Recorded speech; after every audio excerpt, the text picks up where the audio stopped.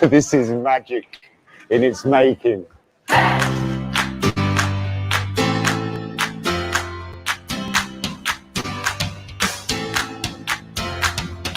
name's Sonny. I'm the founder of Edible London, and we are a community interest company based in North London, tackling malnutrition in our communities. The food growing was the beginning of Edible London. I started growing food in my mum's garden, ran out of space, and then saw an opportunity to found Edible London and to take growing food to a bigger scale. Now we're tackling COVID-19 in partnership with Haringey Council, so we can grow on this, scale up, and make it more sustainable. What's new is Haringey Council have been able to acquire Tottenham Hotspur Stadium for us and been able to acquire Alexandra Palace for us. It's just one of the things I say a lot, and I will say it on this: teamwork makes the dream work. Welcome to the operation. Right about now, what you see going on, so many people collaborating to make this work. Food coming from so many different corners, so many different relationships. So at this point here, we have volunteers loading up the stuff and taking it into the loading bay.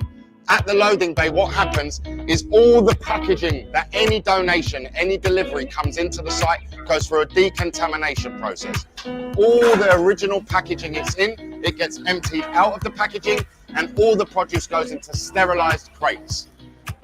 From this point here, they then are transported to the packing area, of which only sterilized crates are put on sterile tables.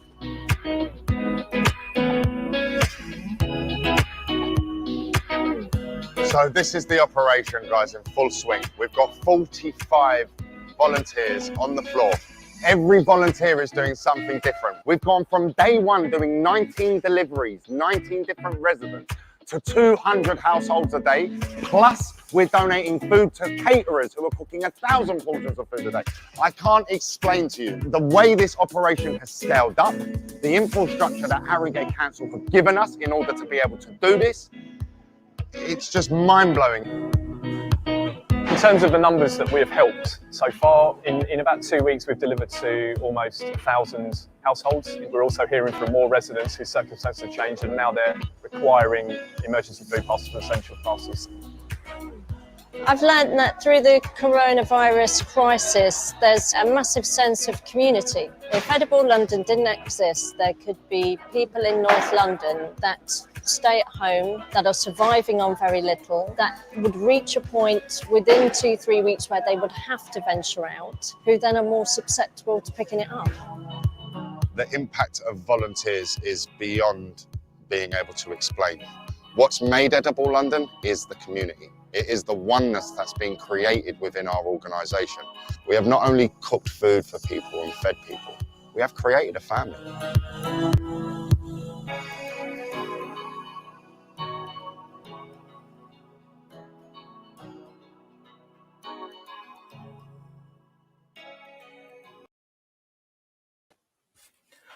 Welcome everyone. We are slightly early, but doesn't really matter really. I mean, it's going to be a great day, great show, I think. And the fact that I've learned a lot more in the space of 10 minutes while speaking to Soner backstage, of knowing that he knew my mate back at primary and secondary school. He's basically helped the community during COVID-19.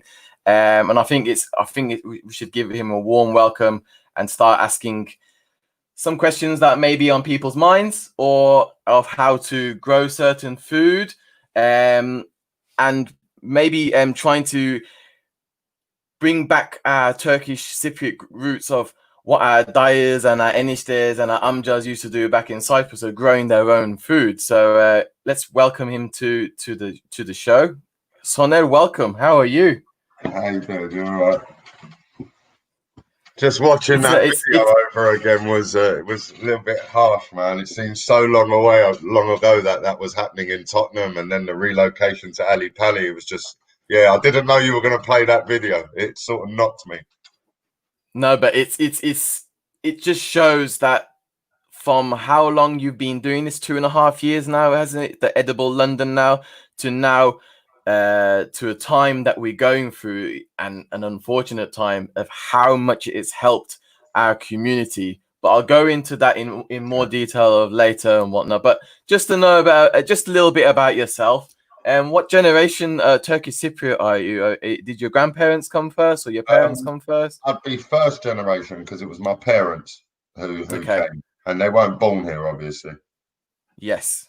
So yeah, I think whereabouts in first generation, isn't it? Yeah. Were they born here? No, they weren't. I was. So I'd be a first generation. You'd be first generation, yes. So, but whereabouts in Cyprus are they from? My dad's from Lurujina. Yeah. And my mum's Dikmenli. I think originally Lefkoşa. Okay, but the famous Lurujina, Yeah, yeah. The bulk of the family's from Lurujina. Yeah. Yeah, and then how often do you go to Cyprus, North Cyprus, to see your relatives, or just to see Cyprus, really? I haven't been for a while. I haven't been for a few years. I'm not going to lie, but I did. I I used to go regularly. I love the culture out there. I used to stay with my nan a lot as well. I used to do the village life, go to Dickmango, stay with my nan and eat good food. Food was what I resonate with Cyprus. You know, that's what really I love about going back to Cyprus is the food and the access to it as well. Yeah. So obviously how did you get into growing fruit and vegetables? Well, my dad was a farmer. My granddad was a farmer. They were all like in the gardens all the time. Even my garden, I remember when I was a kid, I remember there being a greenhouse in my garden, and in front of it, a massive furun, like they do, with a motor 10 times the size of a normal one. But yeah, so it was from my family. And growing up, I remember I used to go work with my dad. I'm not going to lie, I never used to really like waking up that early in the morning, 4 o'clock in the morning. You know, I'm 16, 17 years old. I want to be out with my friends, Dad. But yeah, I grew to love it. And it's so rewarding when you're growing food. It really, really is. It becomes a really good relationship between you and nature. It definitely does. I mean, I can remember going to Cyprus and going to my daya's house, and everyone would go, "Oh, I'll be going to the beach. I'll be doing to the cafe, going to the night bars and all this other stuff." But myself, it would mostly be going to my daya's Çiftlik farm, and literally you could find anything and everything that he'd be growing there. There would be sweet corn, courgettes, patlıcan, domates, hiyar. Zeytin ağaçları vardı. It was that nice feeling to see that you're growing your own produce. They've got their own kırmızı toprak over there is literally gold to them, and it makes it grows everything better, really. And I would be I was working there. I wouldn't say working as in I was getting money for it, but I was helping Dai out with like helping to clear the ots between like everything that was growing. And I love the fact that I was putting my fingers with earth and making magic happen.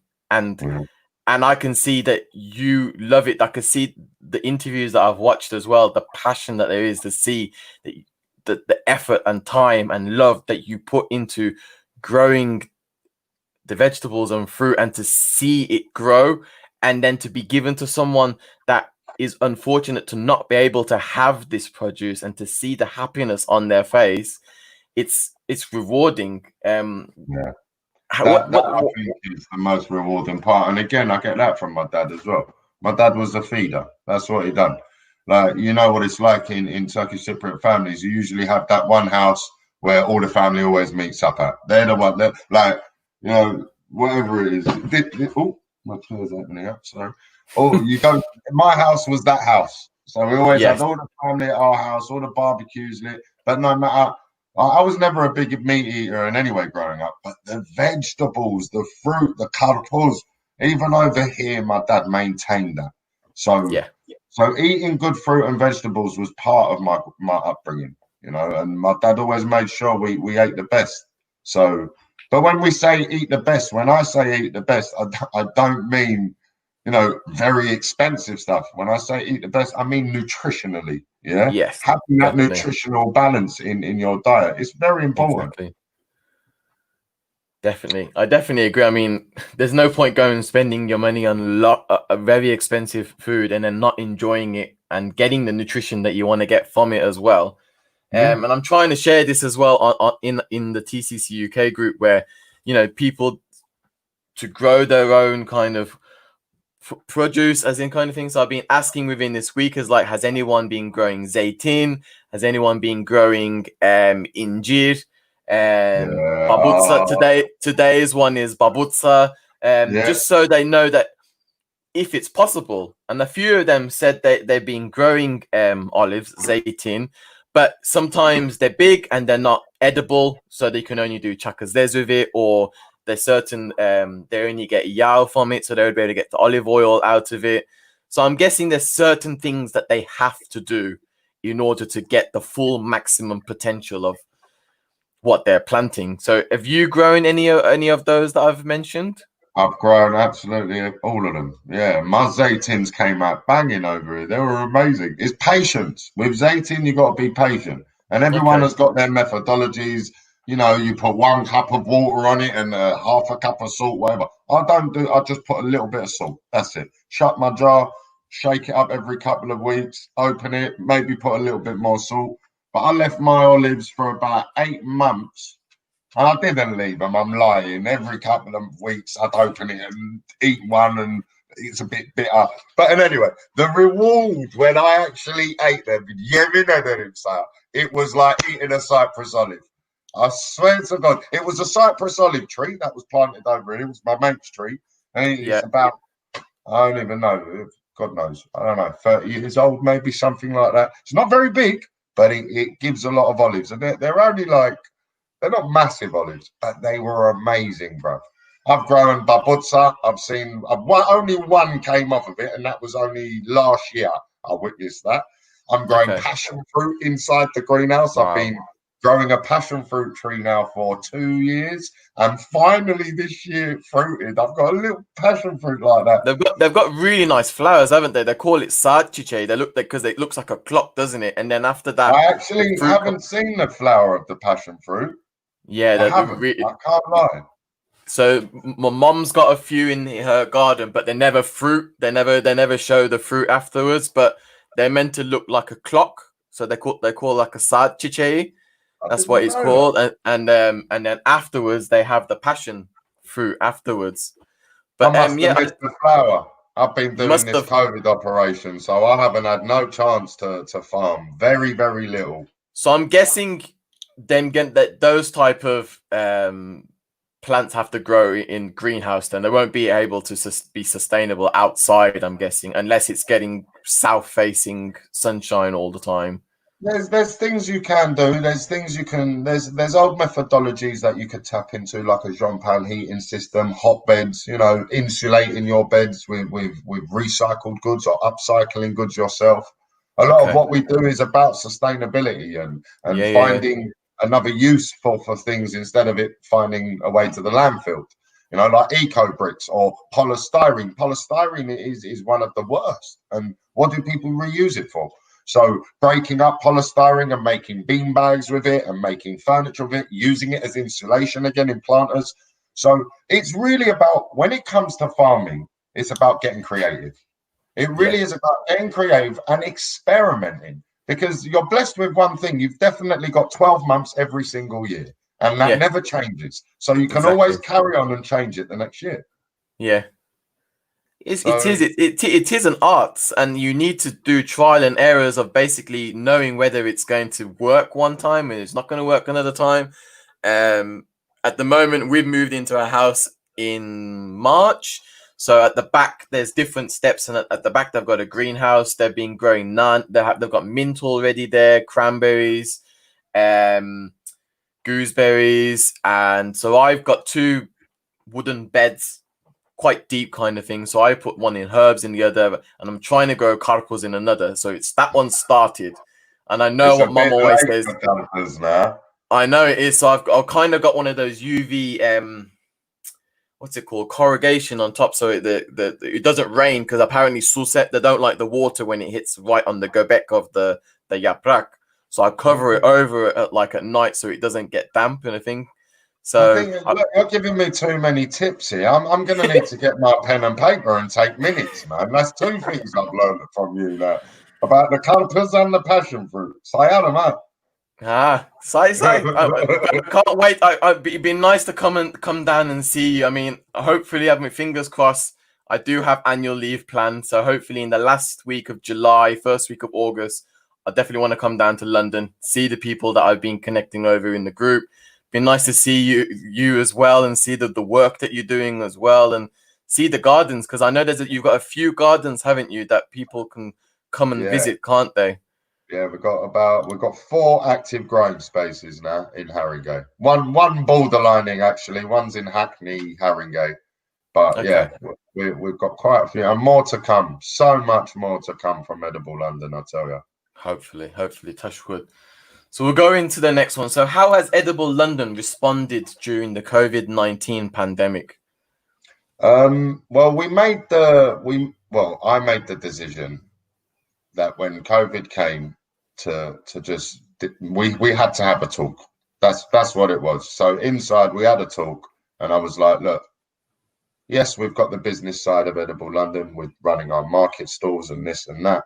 But at the end of the day, the pandemic is on our doorstep. And if we don't now concentrate all our efforts to our community, what's the point in being a community interest company? And I've always, that is why Edible London struggles. And I struggle severely when it comes to finances, Yeah. But that is purely because we will put our community first. That's what we're registered as, a community interest company. So for me, I read it how it is. The community interest should come long before the company. Yeah. So I'm humbled and blessed that I've got an amazing team, an amazing board of directors and trustees, and they're phenomenal. And yeah, so we made the decision to shut down the markets and start giving all our produce that we grow to the people that we work with in our community. And we work with a lot of very, very diverse, the sectors in the community that we work with. It's all over. It's everyone and then some. But the numbers we were reaching wasn't as high as what happened when the partnership started with Haringey Council. So Haringey Council came and asked us for some assistance in what we were doing. And look, cut long story short, they told us they had acquired Tottenham Hotspur Stadium and Ali Pally. So we went and saw it. I looked around. I remember walking into an empty cockpit. The first space was Tottenham Hotspurs. And I don't even know how long I stood there, but I just stood there looking around in this empty car park, just mapping up what I had already established at Wolves Lane. And bearing in mind that Wolves Lane, it was only 6 people, 5 tables. Yeah, very small operation, still very effective, but very small operation. And it's a shared site. So we had to run our operation properly. We plastered up COVID-19 protocols all over the place. PPE was installed, hand sanitizer gel. And you got to understand, it was only because of the community's response and the assistance of Haringey Council we were able to scale up. But what happened after that was next level. So we scaled up to Tottenham Hotspurs. It took about 2 weeks to completely establish the operation that we were doing for Haringey Council, getting all the food in, packing it, making sure the bags were full of nutrition, and then they were dealing with their own beneficiaries. They were doing the deliveries. So our job was basically, in some cases, sourcing some of the produce and then going through some of the surplus that we were getting, cleaning it up, packing the bags, and then boom, in the loading bay, Haringey Council do their deliveries. So once that was sort of mapped out, ready, established, I turned my attention back to our distribution department. And it was an amazing woman called Becky who first started this at Tottenham Hotspurs. I looked at her, I said, look, we've got our beneficiaries, we've got the capability to scale up. Boom, boom, boom. That conversation led to another conversation with the team, and that was it. Our distribution started, and we scaled up from reaching about 200 people a week with a combination of the organically grown food we grow and the surplus food we collect, to reaching over 50,000 people a week, Gardash, in the matter of 6-7 weeks. That was the scale up, And then we relocated to Alexandra Palace, and boy, that's why they call it the People's Palace. The way they treated us, Alexandra Palace and all of its staff, the management there, the way they incubated us in that place, and the opportunities that we had on our side to scale up was immense. So I rolled it out, bro. Every single sustainable idea that we test piloted through the years of Edible London, we rolled it out in the Great Ore Valley Valley. And it was amazing. So we wasn't only, tackling food waste. We wasn't only feeding the community. We was tackling plastic. We were making eco bricks. We had carpenters there teaching people how to do carpentry, making planters out of pallets that we were taking to growing spaces. It was a miracle. Yani you can't. Bu kadar şeyler küçük zamanın içinde olsun. It's unheard of. And on a shoestring. On a shoestring, on a very small piece of thread, we've done this. No, there was a little, we got a £5,000 grant from Haringey Giving. The money behind Edible London to achieve what we've achieved is nothing in comparison to what we've achieved. Peanuts, I'm telling you. Yeah. Like if I was to pay the team that I've got, 36 administrators, a chief financial officer, graphics designers, all the directors are volunteer directors. Victoria, this one woman, she works 7 days a week, free of charge, all day. There's so many people out there, bro. So I don't like to say names because there's so many of them, and I can't possibly say all their names. So I've made a mistake by saying one name. But if anyone's watching this, I love you all. You all know what you do. And the point is, no one does it for me. No one does it for Edible London. What we do here, we do under the banner of solidarity for our community. So there's no ego here. There's no time for ego here. Exactly. Yeah, definitely. Sorry, I get a bit passionate. No, I love it. No, I love it. Because sometimes people think they sometimes see it and it's like, how does he do this? How does he whatnot? But it definitely needs drive, it needs passion, it needs determination, but it also needs that strong team behind them to carry it forward. And if that's not there, it's going to basically keep on. It will hit walls and it is going to stumble and it won't work. But if you have those right people around you that will pick you up and say, how about we do it in this way? How about we do it in that way? How about we do this that doesn't even need any money? I know this person. I know that person. Boom, boom, boom. And look what you've done. Literally, I take my hat off. If I had the hat, I would take my hat off. And literally, guys, I respect everything that you've done during this small, minute amount of time that you've had to get this going, alongside with Eddie Mabi, alongside with the council, everybody else that's been volunteering. They don't have to do it. They're finding their own time out of their own time to come and help to get the community happy, back to normality. Because at the moment there is no normality. Exactly. But yeah, so that was an important part of the operation. The efforts we went into to incubating our volunteers and looking after them and creating safe zones and making sure they're nurtured and they're fed and they've got snacks and the effort that went into this. I never read from notes, but I did take a few notes just to tell you a few stats of what we achieved in Alexandra Palace and Tottenham Hotspurs. We went from 200 mils, the ingredients for 200 mils a week to 50,000 mils. In total, 500,000 mils, above 500,000 mils issued to date.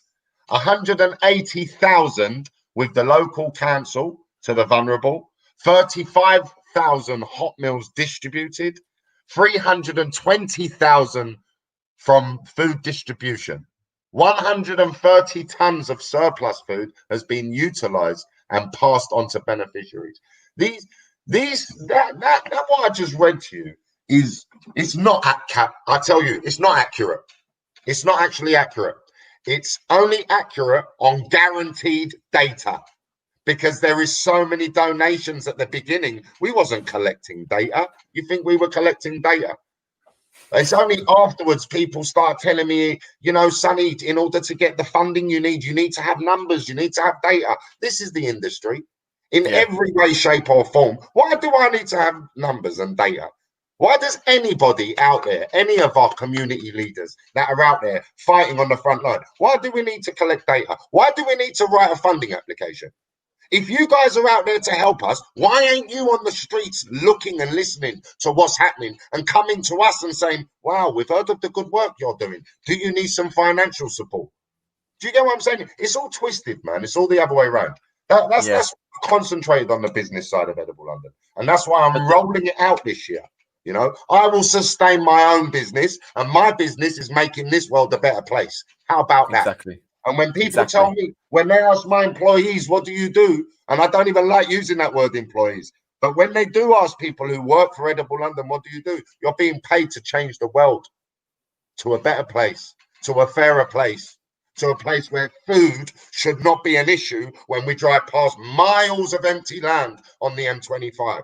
You know, come on. Food poverty in Haringey, 40% of the people are below the food poverty line. Are you serious? These stats shouldn't exist. 250,000 homeless people in the UK. These stats shouldn't exist, bro. So that's what drives me. That's my driving force. People ask me, why do I do this? How can I not? It's, I mean, even with those stats that you gave on the thing, I mean, you're obviously gonna have to exceed them.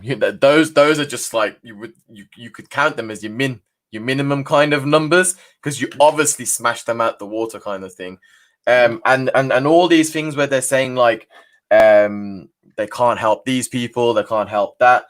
There's people that are, you know, still sleeping on the streets out there. I know my friend, I don't know if she's watching, Ijal, she's doing the Be Kind, where they the street kind, that's the one where they're basically they're helping those, I think every Saturday or certain Saturdays of each month.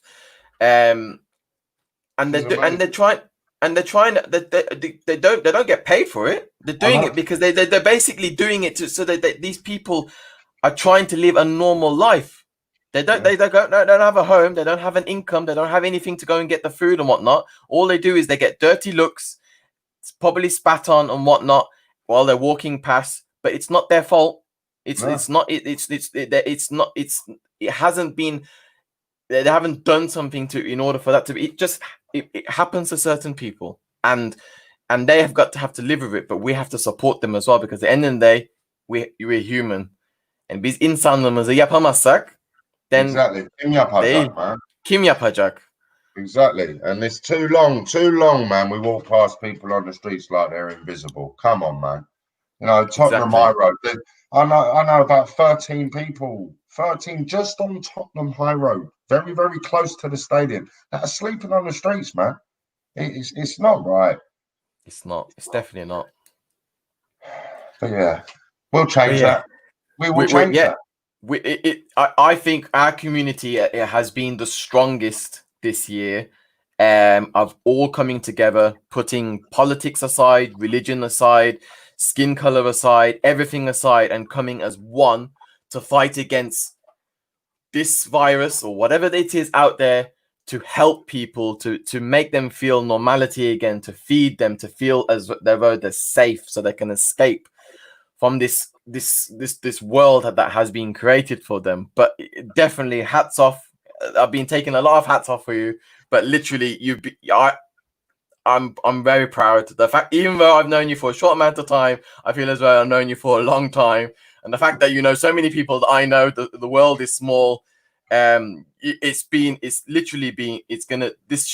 interview has been an honor for you to sit there. You're not sitting obviously in the room, but to sit there, to have this conversation, to have this sohbet, to get to know what you're doing. And obviously you don't need to have to promote yourself and whatnot. People are seeing this, people are speaking for you.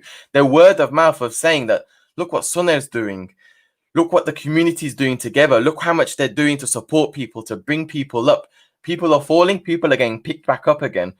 And the amount of there's no point making excuses that you don't have enough money to do it, or you don't have the space to do it. Just see this man that's sitting here as long here, that's explained it, who's done it in a short amount of time to help the community, and he doesn't need an award. He doesn't need a certificate. He doesn't want people to go, well done, patting him back, because everyone knows. Everyone knows. Insan look good, bro. Insan look good. That's what it is. Definitely. You know, everyone, a lot of people blow a lot of smoke up. Like, sorry, I want to keep this PG. But a lot of people, you know, they want to gas you up and well done. But the only reason people are saying that is because there ain't enough people doing this in the world. And one thing this pandemic has taught me is that the level of solidarity, the amount of people now willing to do it, I've never witnessed that. You know, we went from 7 volunteers to 350 volunteers accredited and active. Another 350 volunteers on the database waiting, emailing us. And, you know, it takes time. You know what? I just want to say sorry to everyone and be patient, because we're running this.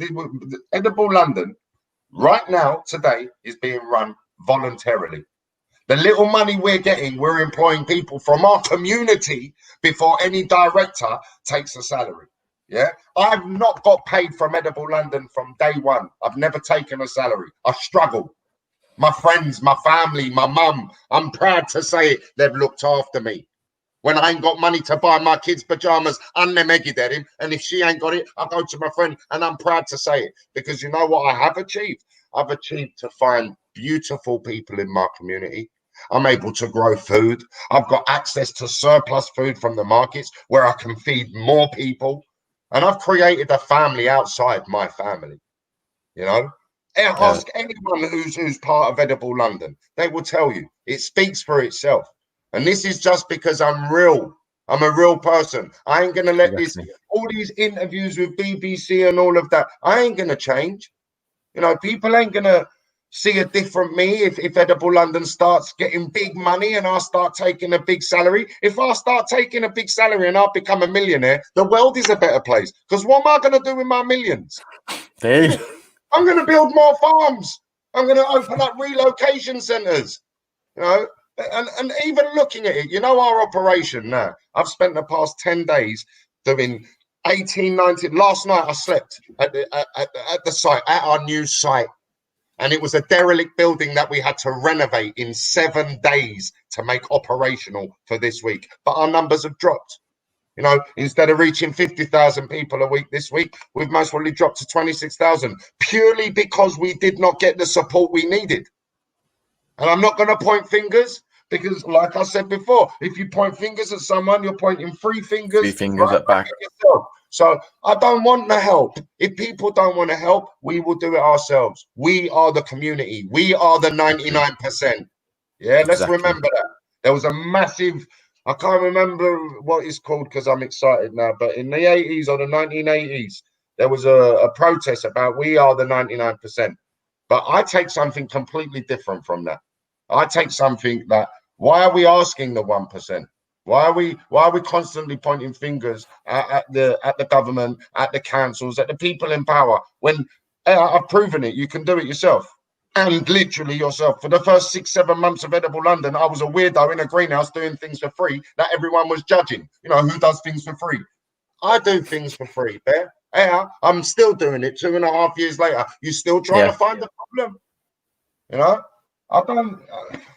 we've got to change this world. And if we don't stand up together, if every Turkish bakkal on Haringey High Road gave me 1 box of vegetables, that road alone, that Turkish community alone has got the potential of feeding 10,000 people a week. And it's no skin off their nose. Consistent. Don't wait for the world to go to shit to help. Pardon my language, sorry. Tamam da geçti saat. We wait for a pandemic for everyone to start helping. All of a sudden, funding that was never available, now billions are available. Well, why can't you make that available and eradicate homelessness and eradicate hunger? You got to wait for coronavirus to make it available. You know? So this is my rant. Yeah, I can have a rant. I can be a little bit upset with the system, but we can be the change we want to see. That's my ultimate message. But it's a positive rant, Soner. At the end of the day, it's a positive. It's not like you're saying that it's you're basically annoyed that it's nothing being done, because you're doing it yourself. And I think you'll find, like, when people are saying, you know what, I've read this somewhere, I don't know where it was basically saying, like, there's no point putting blame on people saying, what are you doing? What are you doing? You need to ask yourself, what can I do? How can I do something better? How can I help? How can I do this? Ask yourself what you can do. Don't wait for somebody else to do it. Because if you're going to wait to end up, you're going to still be sitting at the bus stop waiting for that bus to come. But yeah, no, it's definitely hopefully people are listening to, you know, what you are doing, and we're using this. I don't want people to see that I'm using this interview thing as a promotion thing for what I basically am doing this to find out more about the community, more about who is in our community, what they're doing for our community, how can we help the community, and we basically the start we basically asked about where you were from Kupus, how people can grow their certain foods. I gave you a few tips. I'm not expecting anything back apart from, you know, showing me how to grow certain other bits of stuff. And obviously how you basically helped through COVID-19. But then I want to ask about, who have you worked with in the 2.5 years with Edible London? Like, which charities have you worked with? Who have you worked with to basically to give what you've produced, really? Everyone. I'm guessing that the list is endless. Everyone. Look, I pushed it to the limit. I wanted to see every part of our community who's struggling, what needs. So British Red Cross, their Solution Centre, CISV, you know, working with PRUs, working with homeless people, working with people that are doing payback things in the garden, community service, working with everyone, every religious sector. I'm partnered with a church. I work with a Sikh temple. I work with the Muslim. I work with the Muslim community. I work with the Jewish community. I work with everyone, everything and everyone, and everything and everyone connects back to one thing: food. You know, and through the COVID-19 operation, some of the relationships, unbelievable. Chaotic Angels, you lot know about. The bikers that we were delivering all the food to the TCCUK, they're next level within themselves. They've got their own identity, what they're doing. Made in Hackney helped us build our crowdfunder. They're amazing, and that's going to be a beautiful relationship. We've already got a beautiful relationship, but more to come from that. Bruce, I'm going back to the list now. Again, look, I told you I don't read from this, but you've asked questions. This is a bit of a revert back to the list. Bruce Grove Youth Centre, that place is in my heart. Now, if you know anything about Tottenham, there's not much for the children in Tottenham. And Bruce Grove Youth Centre is run by an amazing team. Akim, Paul, all the guys there, all the young, beautiful men there that are nurturing our leaders of tomorrow. Next level. And more so, my auntie Paulette, my mentor. I look up to that woman a lot. She's been a rock for me through this 2.5 years. There's a lot of stuff I've had to learn, and things that I wouldn't have chosen to learn if you asked me, you know, especially bureaucracy. Didn't even know what that word meant 3.5 years ago. But the Highway House, Selco have absolutely smashed it for us. That's one company, Selco. For food, we work with Compassion London, Food for All. They donate us food. Made in Hackney, I mentioned. People's Kitchen, who are now Made Up Kitchen. Kieran, another legend. Guys, there's too many legends. Too many. And I've reverted to names, so I apologize if I've missed anyone out. It doesn't mean you're not important. Please don't get emotional. I love everyone. There's phenomenal super beings out there. There'll be end credits at the end. The list is endless, but everyone, I can see that you are working with everyone. It's you don't need to paste it up. You don't need to put it up as somewhere. People are seeing it. I follow you on Instagram. There's so much stuff on there. YouTube. There's the other. With Eddie Meta always telling me as well. Eddie might be telling me that. Yeah. I mean, he's a legend of himself. Yeah. There's a lot of people that I want to sit down, and I don't know if certain people have seen this. They do this with actors where they sit them around like a red table, and they basically just want to sit and have a light sock bet and basically ask them as like, how was today? How can we change? What can we do for our community? I want to know a bit more and just get to know you, kind of thing. Because when you do it over Facebook or when you do it over thing, it's not the same. But when I like to do it face to face, phone them up, speak to them. And the next thing that I definitely want to do is when this pandemic goes on, I want to go to where these people are working. I want to have see how you are helping the kids to know how to grow little radishes. How are they growing and stuff and whatnot. Because my son, the best things to grow. They're really quick. You can do it in a few. They're weeks. really quick. Like my mum only put them in last week, and all of a sudden, hey, and I'm like thinking, what have you put in my thing, bro? But my son literally, I've done when we moved in, we said, look, we're gonna grow some sunflowers. I want you to pick out the packet 3 sunflower seeds. I'm gonna pick 3. Mum's gonna pick 3. We're gonna have a competition. Which one's gonna grow? You pick where you want to put it. You pick the spot. You pick where you want to put inside it. You pick when you want to water it. You're in charge. It's your baby. And literally, he's winning.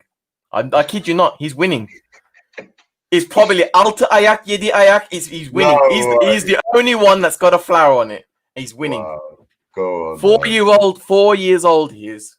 And I bet he loves it. You see he how they loves love it. When he sees that something that's this small that you can grow, that's humongous.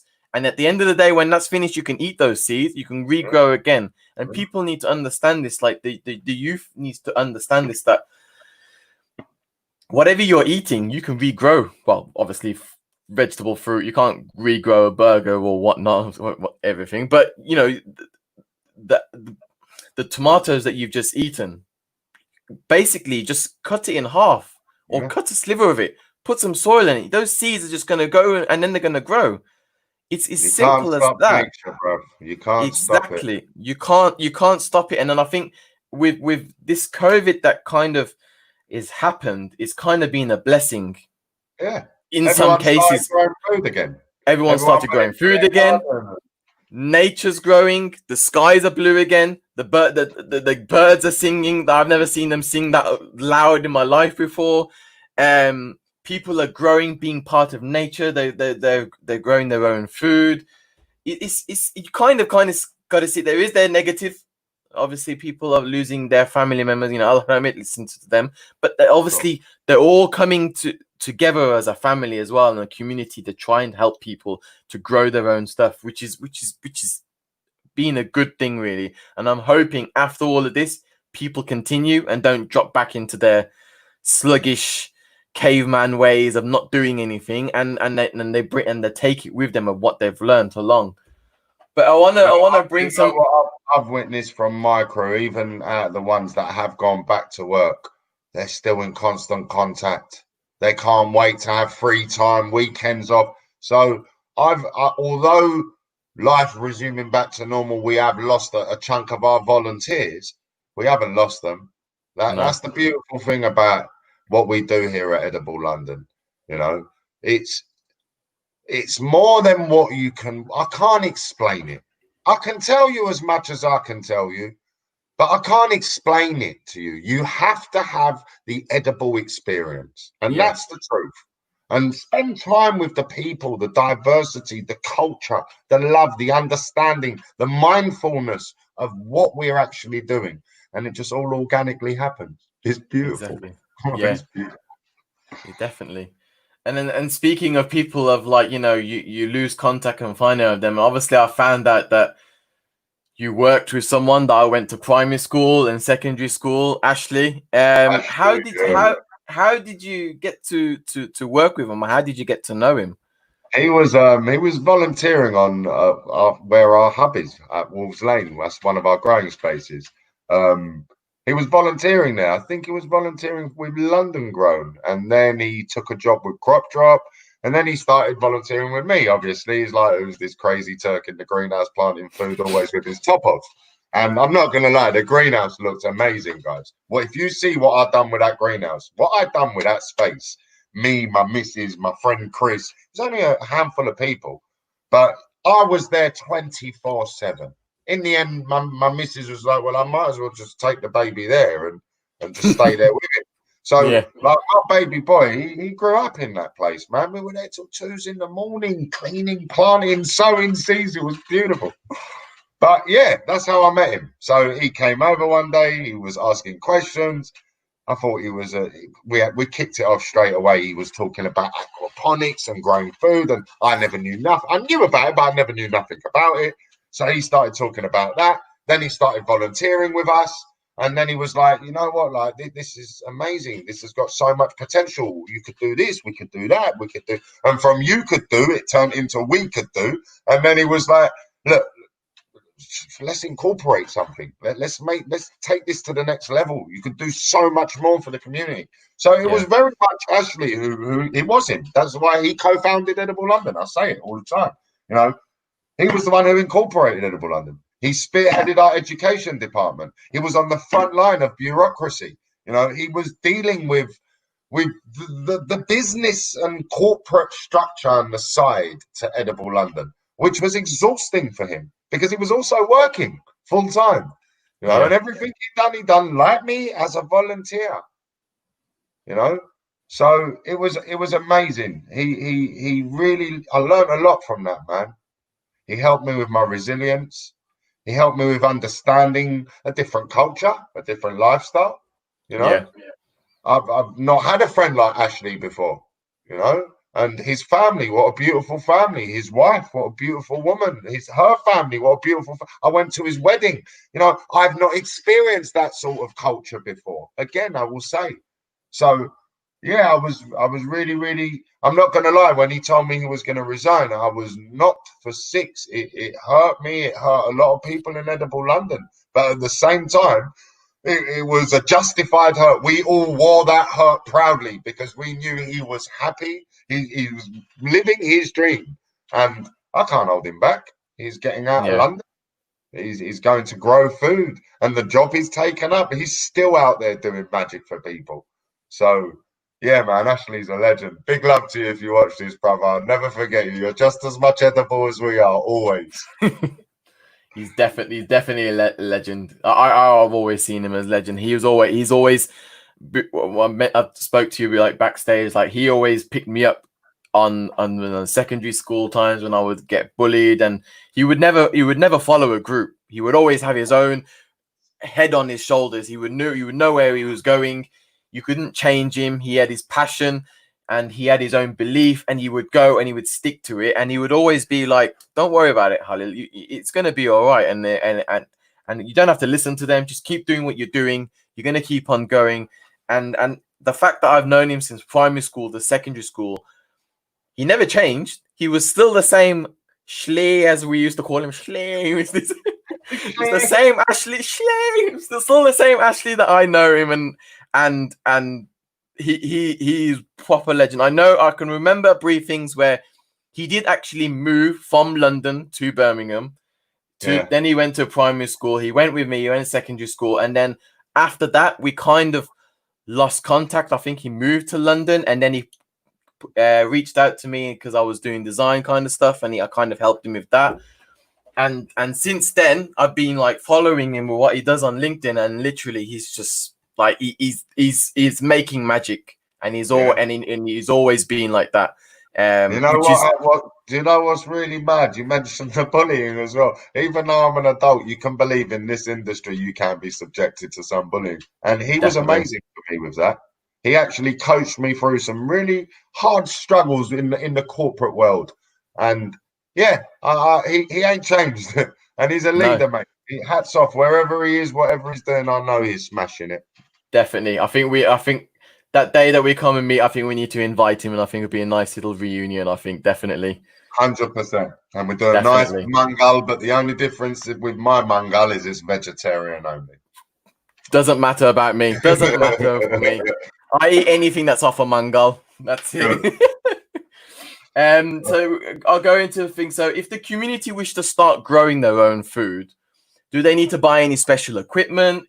Do they need a certain amount of space? And then I'll ask you certain other questions that will link to that. But yeah, that's like the main things. Like if they want to start growing, obviously from scratch, they've never grown before. Do they need to buy any special equipment? Do they need a certain amount of space? Do they need to have a garden? Because some of them obviously live in a flat. Is there anything like that they need to know? My honest advice is is not to spend money, because what you'll find in not spending money is the route to wanting to grow food changes your life. Because what you're going to do, you're going to start asking questions. Who do you know anyone who's got an allotment? And you start engaging with people instead of using technology. So my first simple answer: ask people who you know could be growing. Ask your elders. Connect back with your elders, because they would definitely be able to help you. Definitely. And then no space is too small, no space is too big. If you can put a tiny little pot this big on top of a windowsill and grow a little bit of basil, at least you've got a bit of basil in your house. You know, that's £2 less you got to spend when you go shopping, and it comes in all that plastic wrapping. You know, so yes, you can grow food, and no, you don't need money. I've built Edible London. Do you see what we've done? Do you see if from the outside, when you look in and you watch our social media and you see all of that, know that we've done this voluntarily. Know that majority, 80% of the stuff you see has been donated. Or the rest of it siphoned out. Sorry, 80% of what you see infrastructure-wise has been siphoned out of skips and recycled materials. 20% of our infrastructure has been donated. That is massive. That shows you. You know, we've got over 4.5, maybe 4.5, 4, maybe less. Maybe about 3 acres of growing space, actually growing food right now in Haringey. You know, and what's the overheads for that for Edible London? Nothing, because it's community spaces. You know, it's a rooftop of my mate's grocery shop, or wherever it is you can grow. You know, so the answer to that is yes, and you can grow anywhere and everywhere. And if you follow Edible London, you'll see the creativity you could do with an empty bottle. You know, with a yogurt, you get that Rezet yogurt. You know, when it's finished, drill a few holes in it, get a bit of top rack in it, put some Maidanos seeds in it. Hey, when you do your lahmacun, you got your parsley. Exactly. Convince me on it. It's all right. You could use the vegan one on it. It doesn't taste nice, but you could do your own thing. Mushroom, maybe biraz mushroom üstüne öyle yap değil. You gotta use this. Yeah, so I'm guessing there's certain things to grow at certain times of the year. So, for example, when I said to you I'm growing karpuz, you said it's the wrong time of the year to grow it, kind of thing. But that blasted thing doesn't come out the soil. Napayne değil. Beklen çıkmaz. But yeah, so you gotta try it there. So, like I said, I'm putting the corrugated onto the thing so that it keeps it warmer when we're getting this UK weather of always raining. You got to try and find some substitutional ways of protecting them, because at the end of the day, they're trying to live. You basically planted a seed. You've given them life at the end of the day, and you're basically protecting them, giving them a home. And you need to try and nurture them in so that they produce. Because at the end of the day, I know some people don't believe it, but I do think as though they may have feelings. Yeah, absolutely. It's been proven. When I went to Eden Project last year, I was seeing some technology that connect to plants. And if you change the language around the plants or start getting aggressive, the plant resonates a different sound. I saw it with my own. There's science and technology out there that proves some astonishing thing. Yeah, they say that they talk as well, but they talk with like hormones, like they throw like I don't know what it's called, but they throw these kind of pollens and stuff in the air, signals and whatnot. Yeah. But they, you got to believe it, and then it grows. So, absolutely. But yeah, so like Maidanos, for example, the symbol of the Maidanos, and you got your domades. When should the community start planting them in order to harvest? That's a very hard question, to be honest. That's almost like a little bit of a workshop coming up, and I don't think we've got that much time. But a basic answer to that is February. In the UK, February is sowing season. So when February comes, you want to start sowing. If you're sowing your seeds inside, on a windowsill and it's warm, you can start a little bit earlier. But with majority of summer vegetables, it's February, and then you start planting out within about a month and a half. Some things 2 months, So now's the time to start planting quick stuff. So your lettuces, your roca, your parsley, your coriander, your semizotu, pazır, your beetroots. You can get them out. It's too late to grow anything like a tomato or a cucumber or a pepper from seed. It's too late for that now. Yeah. Even aubergines, it's too late. But yeah, you can still grow, and there's things that you can grow all through the winter as well. That's the thing. That's what crop rotation is about, winter crops. So Exactly. what you do, and YouTube guys, there's so many amazing people. Jack's Patch, check out that guy. He's a legend. But there's so many amazing growers out there, and no one's wrong. That's the blessing about growing food. There is no wrong or right. No. There is no right way to grow food or wrong way to grow food. Are you growing food? Bravo. You ate a tomato. Well done. Well, he got 4 and you got 5. You're going to start arguing now. No, Soner, you basically tried and you're growing food, Dave. That's the main thing. There's some that are sitting there not doing anything. Those are the ones that are losing out at the end of the day, because their hands are empty and the other hands they're full. But yeah, so the next question is, what's next for Edible London? What's next? Wow. Not giving too much away, obviously. But what should people look out for? We're about to launch a massive partnership. One of the biggest, most impactful partnerships Edible London is most probably going to have this year, because once we start this, I don't see, and this is our first official partnership, not partnering on tackling food waste or tackling food poverty. There's a very big difference between them two words. So yeah, this is what's to come, and we are going on the forefront. We're looking for people to show us support. We're going to need our community's support. We're going to need everyone out there networking, any crowdfunder we're doing, or any person with space that could help us, or anyone who's free to drive or can help with administration from home. That's what we need.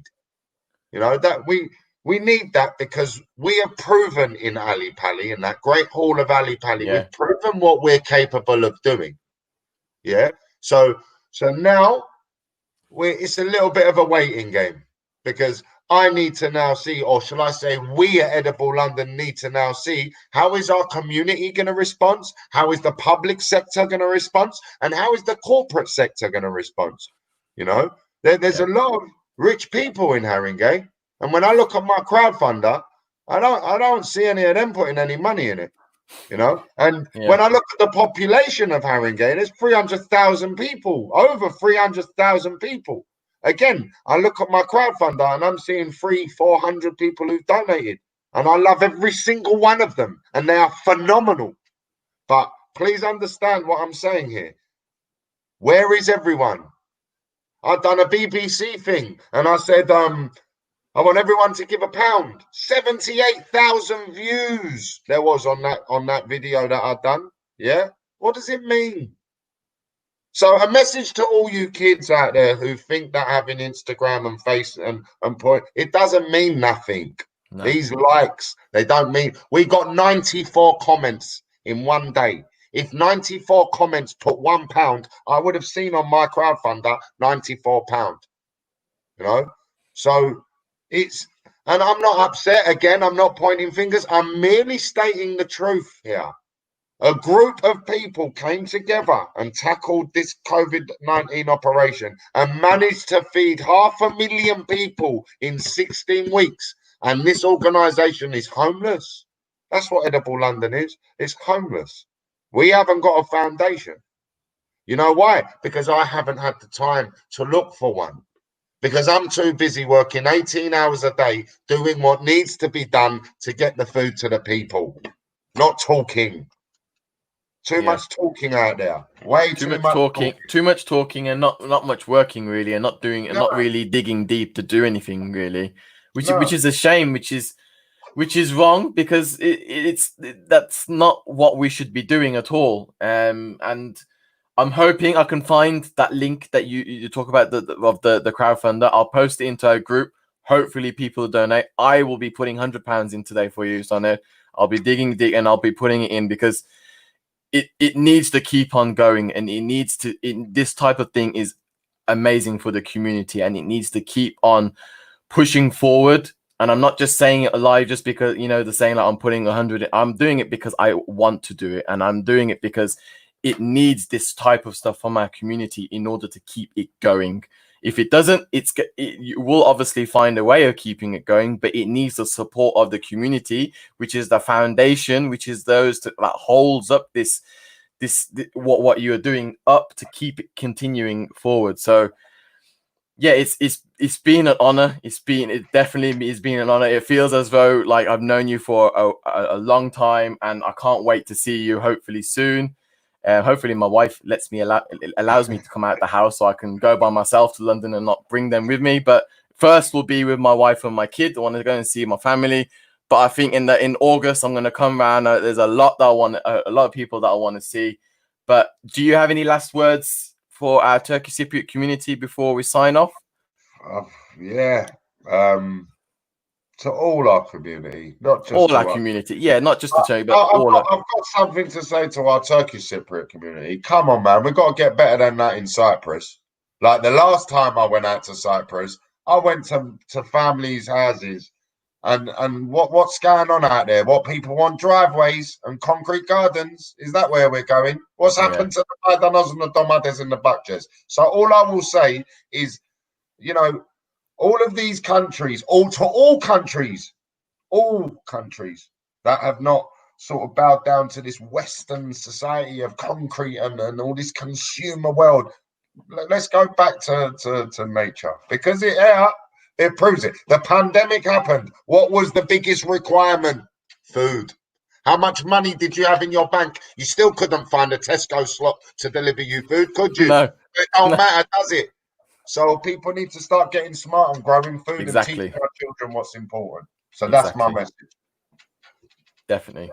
Definitely. Thank you, Soner. I found what you was on about the partnership. I'll share this as soon as this interview, sohbet is over. I'll share that as well. But hopefully we get to meet. We can sit down. We can have a proper talk. Definitely. I need to that ot that you was talking about, and definitely need to have some of that because I miss having that in my salata. I forgot what it was called. That's the one. Aman Allah'ım. Zeytinyağı, ekşicik, üstüne birazcık da tuz. Aman Allah'ım. Canım. Anneanne. Aman Allah'ım. My mum makes a banging semizotl salad. I'm telling you, one day we're going to do a massive well-being event where we're going to cook for as many people as I can, and semizotl salad's going to be on the menu, I promise. Definitely. Tamam kardeş. Well, that's a good night from me. I'm going to let you off because I know you've just come in and you've basically found time to come and speak to me. I don't know if your laptop is still alive, which is I've got 7% left. So I'll let you off, get some rest, get some food in you, hopefully, and get to see your family. And thank you very much for this interview. And I'll see you very soon. Thank you, Halil. Take care, brother. Hadi iyi akşamlar. İyi akşamlar, kardeş.